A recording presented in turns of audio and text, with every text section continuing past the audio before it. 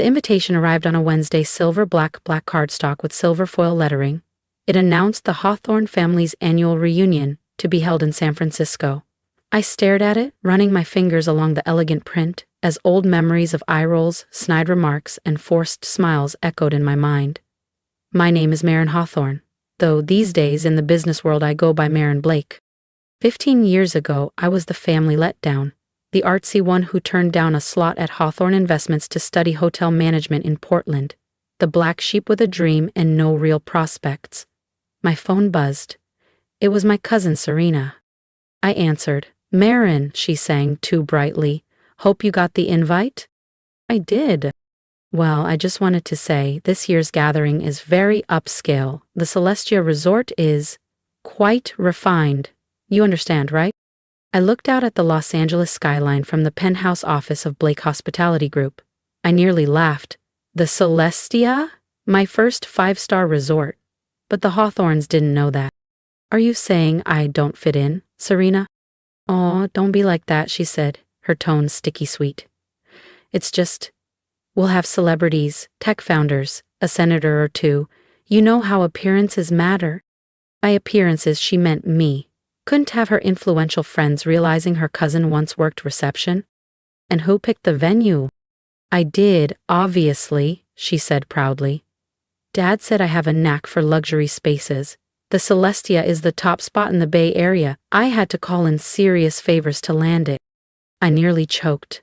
The favor had come through our booking site. I'd approved it personally, at 40% above our premium rate. "That must have been tricky," I said. "Well, not everyone has my pull," she gloated.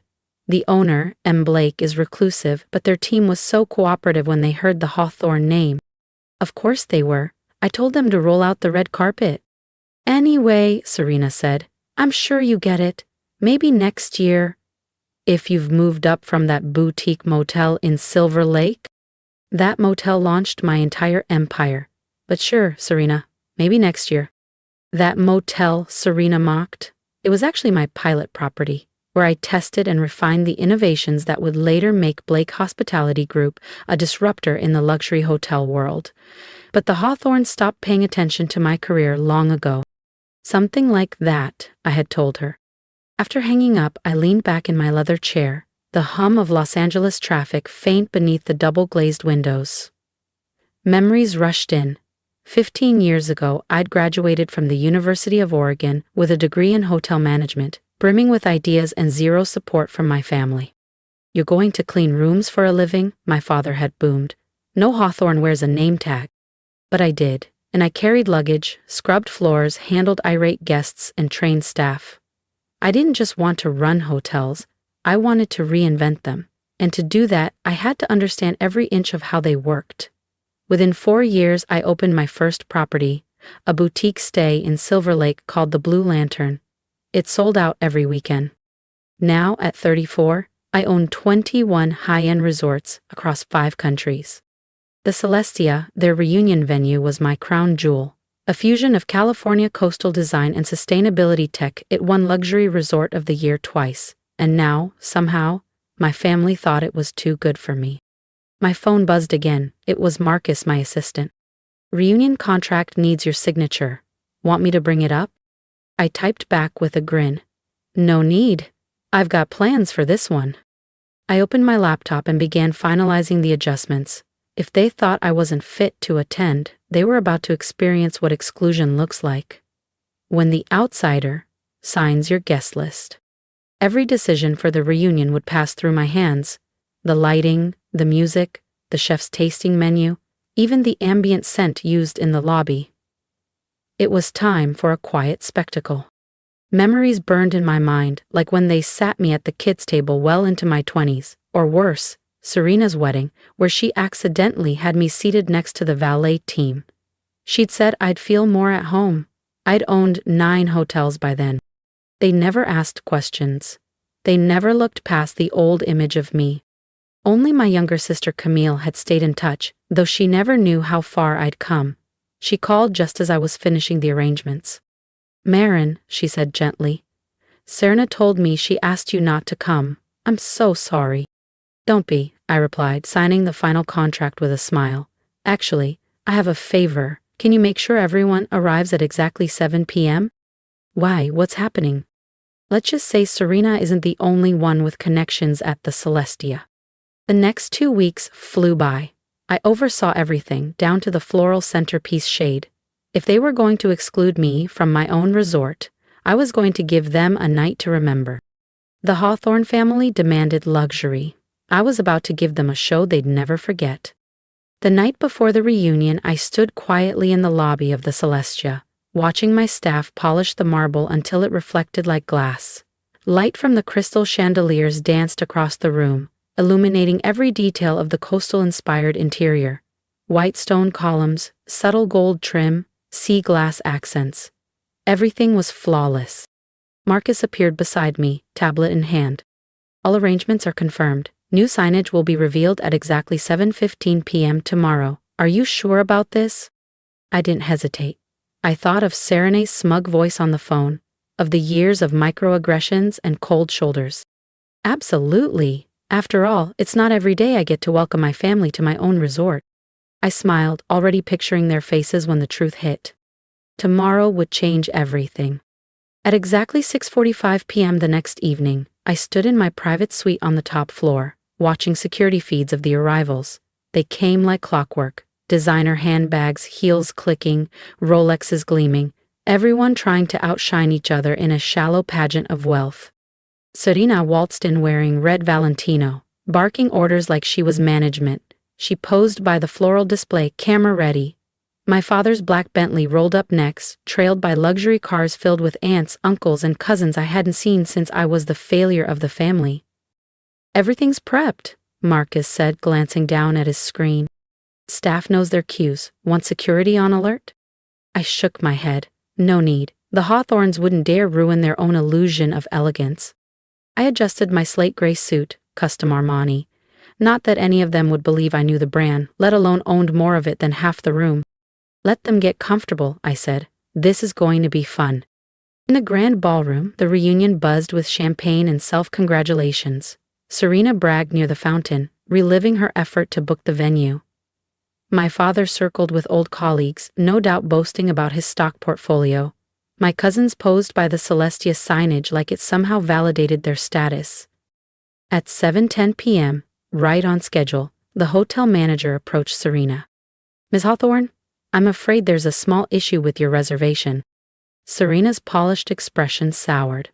Excuse me, I arranged this directly with your corporate office. Yes, ma'am, the manager replied. It's just, the owner had a few special instructions for this evening. Serena laughed, waving a manicured hand. Please, I highly doubt M. Blake has time to meddle in event details. A hush fell over the room as I stepped forward from the back of the ballroom. Actually, I said calmly, M. Blake does concern herself with quite a few things.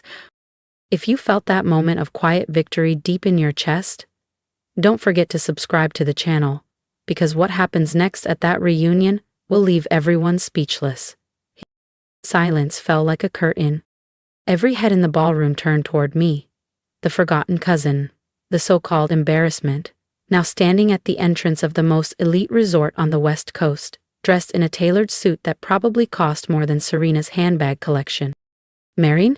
My father's voice cut through the stillness. What are you doing here? Serena snapped, trying to recover. She told me I couldn't afford to attend, I said flatly, stepping forward. She was afraid I'd embarrass the family. Serena's face flushed red. This is a private function. I'll have security escort you out. No, I said calmly. You won't. At that moment, Marcus, standing discreetly by the AV table, tapped a button on his tablet. The massive LED screen behind the ballroom's stage lit up. First, the Celestia Resort logo appeared, followed by bold letters that read, Owned and operated by Maren Hawthorne Blake, founder and CEO, Blake Hospitality Group. A gasp echoed across the ballroom. Glass clinked. Somewhere near the fountain, someone dropped a fork. Serena's champagne flute slipped from her hand and shattered against the marble floor. That's not possible, she stammered. Would you like to see my business card? I offered sweetly, holding up the sleek black leather case in my hand. Or maybe the property deed? I gave the portfolio a gentle pat. My father stepped forward, eyes wide, voice low. You own this place? And 20 other properties, I nodded. Though this one is special. It's where I began my career, back when you said I was throwing my life away cleaning hotel rooms. The memories surfaced again. Serena sneering at my housekeeping uniform, my aunts whispering that I'd settled, cousins cropping me out of photos like I didn't belong. All those years, I continued, letting the words sink in, you looked down on me, but you never once looked up. I turned to Serena. The tiny motel in Silver Lake you loved to mock? That was my prototype, my innovation lab, the foundation of what this industry now calls the gold standard. Marcus stepped forward, placing elegant navy folders into the hands of key family members. These, he said, contain the real story behind Blake Hospitality Group and the invoice for tonight's event. Serena grabbed hers, rifling through it with trembling hands. Her eyes widened. This is above market. About 40% above, I confirmed. A family surcharge, if you will. From the back of the room, Camille burst into laughter. A few others followed, awkward at first, then bolder as the tension cracked. My father looked at me, jaw tight. Why didn't you ever tell us? I met his gaze. Would you have believed me? He said nothing. No one did. But in that moment, the silence spoke volumes. 15 years ago, you told me no daughter of yours would ever work in a hotel, I said, my voice steady but clear. Well, you were right about one thing. I don't work in a hotel. I paused, then smiled. I own them. Around the room, every digital screen came to life. Panoramic visuals of my resorts worldwide flickered across the ballroom. The golden hues of our overwater villas in the Maldives, the snow-draped elegance of our Swiss alpine retreat, the towering grandeur of our glass-fronted property in Dubai, where the skyline stretched like a crown across the horizon. As for tonight's reunion, I added smoothly, your reservation hasn't been canceled. You're welcome to stay. In fact, I've arranged a private tour of the property. I think it's time you all saw what a career in customer service really looks like. Serena took a step forward, her polished persona cracking. Maren, we never meant. I cut her off, gently but firmly. Yes, you did. Every snide joke, every time you left me out of the photo, every time I was treated like the help. I looked around the room, voice lifting just slightly. But while you were busy upholding your status, I was busy building a legacy. Welcome to the Celestia. The crowd stirred. My team will escort you to your upgraded suites. Though, Serena, I added, turning slightly, your room had to be adjusted last minute due to a high-profile booking. We had to place you in one of our standard queen rooms. Her face flushed a deep crimson. The same room category she once mocked me for cleaning. As the family followed staff to their suites, some in awkward silence, others nervously whispering, my father stayed behind. I was wrong, he said, his voice uncharacteristically soft. About everything. I studied him for a long moment. The man who once belittled my choices now looked small, unsure. Yes, I said quietly, but do you want to know the best part of owning 21 hotels, Dad? He raised an eyebrow. I've got 21 presidential suites. You can pick any one of them to stay in while you figure out how to make things right. A faint smile tugged at his lips. Where'd you learn to negotiate like that? Probably the same place I learned real leadership, by starting at the bottom, something this family never had to do. That night, after the private tours and quiet conversations had ended, I stood in my penthouse suite, overlooking the San Francisco skyline. Marcus entered with a folder in hand. Tonight's final numbers, he said. Your family seems humbled. I laughed. Amazing what a little perspective, and a room without a view, can do. Are you going to tell them, he asked, about Paris, Tokyo? I turned to the desk where the contract sat, ready to be signed. Not yet, I smiled. Let them be surprised. The Celestia was just the beginning. If you've loved watching Maren reclaim her power, don't forget to subscribe, because in the next chapter the world gets even bigger. And the family? They're not done learning yet.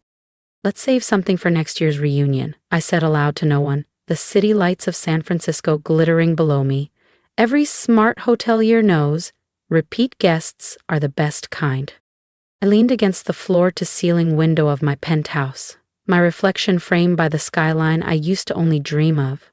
The journey from scrubbing baseboards to signing international development deals hadn't been easy, but it had been worth it. Success, I realized, was never about vengeance. It wasn't about proving my family wrong.